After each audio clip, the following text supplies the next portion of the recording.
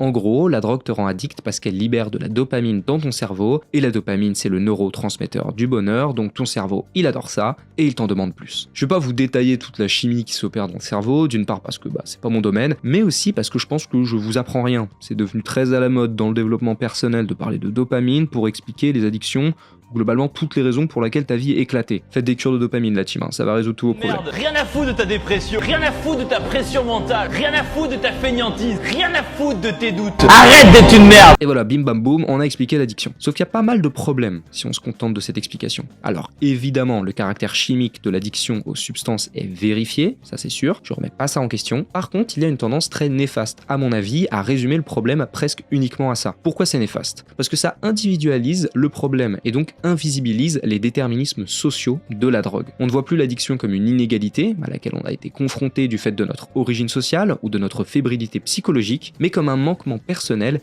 qui culpabilise les individus. Et dans ce cas, l'addiction se résolverait par la seule détermination et la volonté de l'individu via la cure. Et face à cela, la psychiatrie va chroniciser l'addiction, en expliquant qu'il y a des individus avec des potentiels addictifs plus importants que d'autres. Voilà, c'est comme ça, des personnes sont nées avec un cerveau plus propice à être addictes. Alors c'est un débat encore en cours au sein de la communauté scientifique, et face aux psychiatres, des chercheurs en sociologie des sciences médicales expliquent que plutôt qu'une pathologie chronique, le potentiel addictif de certaines personnes est peut-être dû tout simplement à leurs conditions de vie et leur trajectoire sociale.